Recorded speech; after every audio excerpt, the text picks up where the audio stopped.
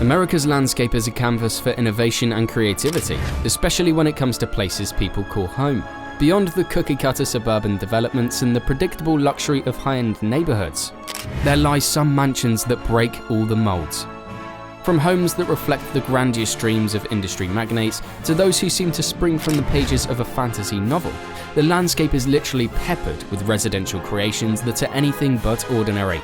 But what is it about these particular mansions that draws us in? Is it the allure of the unknown, the stories shrouded in mystery, or the sheer audacity of their appearance that beckons us to look closer?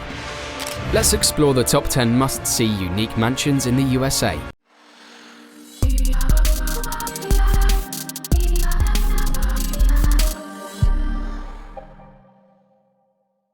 Number 1.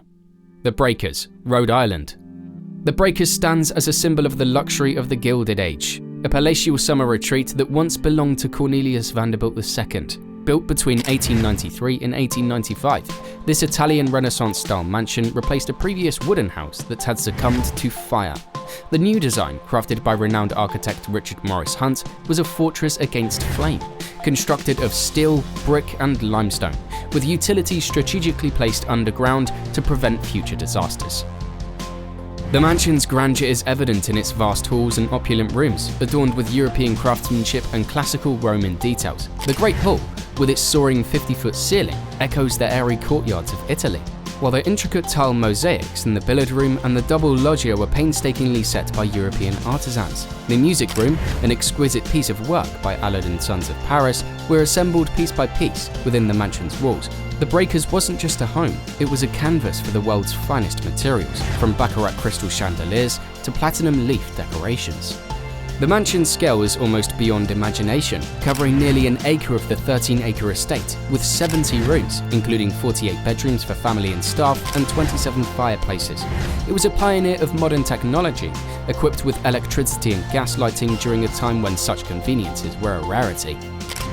In 1948, the Preservation Society of Newport County began offering tours, and by 1972, they had purchased the property, ensuring its preservation. Today, the Breakers is not only a National Historic Landmark, but also a vibrant museum, welcoming guests from around the world, continuing to dazzle with its Gilded Age splendor. Number 2. Hurst Castle, California. Hurst Castle's story began in 1865 with the purchase of 40,000 acres by George Hurst. Decades later, his son William Randolph Hearst expanded this domain to approximately 250,000 acres. Collaborating with architect Julia Morgan, Hearst envisioned La Cuesta Encantada, the Enchanted Hill, a retreat that would never be fully complete, yet remains an architectural marvel. By 1947, the estate boasted 165 rooms and 123 acres of gardens, terraces, pools, and walkways. The design is a blend of Spanish and Mediterranean influences, with an assembly of towers, ornate terraces, and cascading pools, notably the Neptune pool, which creates an oasis-like illusion in the midst of the Californian landscape.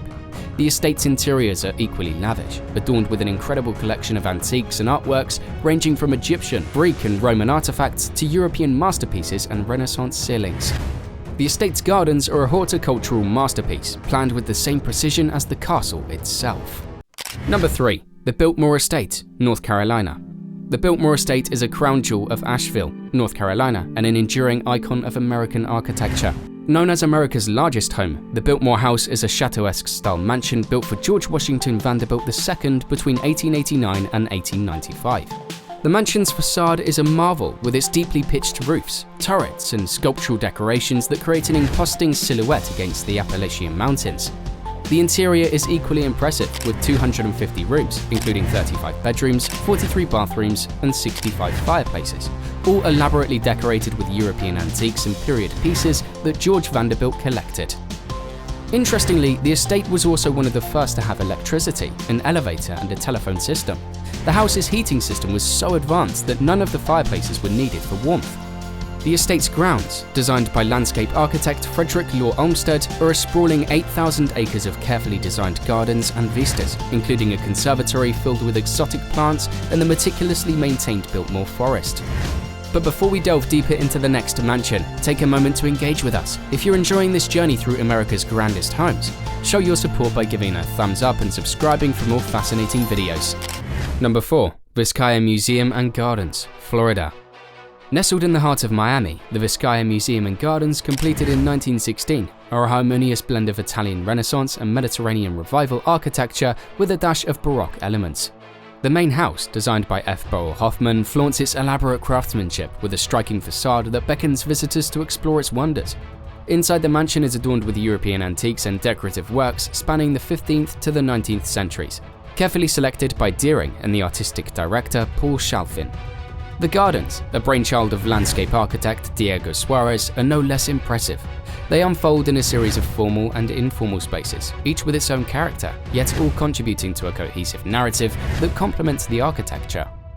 The gardens are not just a feast for the eyes, but also serve as an outdoor museum of sorts, showcasing a collection of sculptures that range from antiquity to the Renaissance. Number 5. Monticello, Virginia. Next up is Monticello, the esteemed home, or better to say, an autobiographical masterpiece of Thomas Jefferson. Jefferson, who was not only the third president of the United States, but also an architect, spent over 4 decades designing and redesigning Monticello, which means Little Mountain in Italian. The house is perched atop a hill in Charlottesville, Virginia, and offers panoramic views of the surrounding landscape. Jefferson's design for Monticello was heavily influenced by the neoclassical principles he admired in European architecture, particularly during his time in France. The result is a unique blend of Renaissance ideals and American practicality. Monticello's most iconic feature is its dome, inspired by the Pantheon in Rome, which marked the first time a dome was used in domestic American architecture. The house's facade is a study in symmetry and balance, with porticos adorned with columns that reflect the classical orders. Inside, the house is a labyrinth of innovation, with cleverly designed alcove beds, indoor privies, and a series of dumbwaiters and mechanical devices that showcase Jefferson's ingenuity. Number 6. Winchester Mystery House, California. The Winchester Mystery House in San Jose, California is an architectural conundrum wrapped in an enigma. Built by Sarah Winchester, the widow of the inventor of the Winchester rifle, this sprawling estate is a monument to eccentricity. The construction on the house continued for 38 years, resulting in a bewildering maze of rooms and architectural oddities. The Queen Anne Victorian style of the mansion is evident in its ornate facades and the intricate wooden finials that adorn its peaks. But it's the interior where the mystery deepens. Staircases lead nowhere. Doors open onto walls and windows gaze into other rooms. The house's design is said to have been influenced by Sarah Winchester's desire to confuse the spirits she believed haunted her.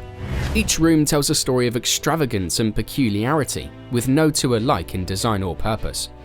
Number 7. San Francisco Plantation, Louisiana. San Francisco Plantation, a vibrant splash of color and opulence among the historical mansions of the South, was built in 1856. However, what sets this Louisiana gem apart from its peers is its unique architectural style. The mansion's steamboat Gothic style is a rare sight, with less than a handful of such structures remaining in the United States.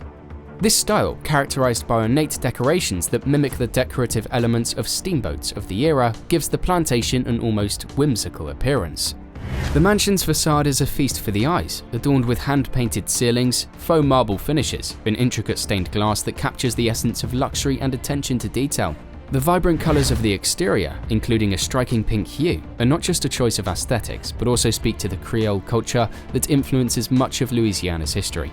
The interior, on the other hand, boasts lavish chandeliers, imported wallpapers, and elaborate millwork, all of which have been meticulously restored to their original splendor.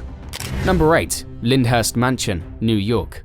Lyndhurst Mansion in New York is a Gothic revival masterpiece that looks as if it has leaped out from the pages of a Victorian novel, designed by Alexander Jackson Davis in 1838. The mansion is a perfect illustration of the Romantic architectural movement that swept through 19th century America. Its asymmetrical outline, towering turrets, and cloistered windows suggest a fortress-like grandeur, while the mansion's limestone exterior, quarried at Sing Sing, adds to its imposing presence. On the interior, we get to see narrow hallways leading to rooms with sharply arched windows and ornate, vaulted ceilings. The effect is both dramatic and intimate, creating a sense of mystery and antiquity. The double-height art gallery, a later addition, offers a stark contrast with its spaciousness and light, showcasing the versatility of Davis's design. Lyndhurst's park, designed by Ferdinand Mangold in the English naturalistic style, is as much a part of the mansion's charm as the building itself. The landscape park, with its rolling lawns and specimen trees, was designed to complement the romanticism of the mansion, offering surprise views that reveal the estate in all its glory. The conservatory was once even one of the largest privately owned greenhouses in the country. Number 9. The Mount, Lenox, Massachusetts.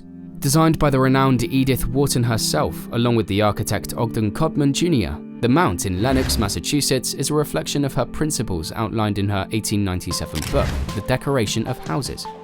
Wharton's design philosophy emphasized simplicity, symmetry, and balance, which are evident in the mansion's harmonious proportions and elegant interiors. The Mount's architecture is a dialogue between the old world and the new, with its Georgian revival style that was revolutionary at the time for an American home.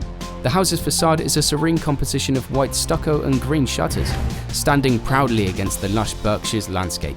Inside, the mansion is a celebration of Wharton's love for design, with a grand hall that welcomes visitors into a world of refined taste and understated grandeur. The library, the heart of the home, is where Wharton penned some of her most famous works, surrounded by over 2,500 books, many reflecting her interest in the intellectual movement of her time. The Mount's gardens are as much a part of its architectural identity as the mansion itself. Designed by Wharton, they are a series of outdoor rooms, each with its own character and purpose, from the formal flower garden to the more secluded lime walk. Number 10. Iolani Palace, Honolulu, Hawaii. Last but not least is the Iolani Palace in Honolulu, Hawaii. Constructed in 1882, it is the only royal palace on US soil, and it was the official residence of the Hawaiian monarchy. The palace's architecture is a standout example of the American Florentine style, a rare and distinctive design that combines Italian Renaissance elements with native Hawaiian motifs. The palace's grandeur is evident in its imposing structure, which includes a stately portico, grand halls, and a throne room, each reflecting the rich history and legal elegance of its past.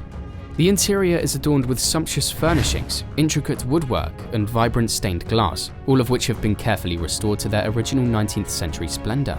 However, pretty much like the Biltmore, what makes Iolani Palace truly unique is not just its architecture, but also its advanced features for the time.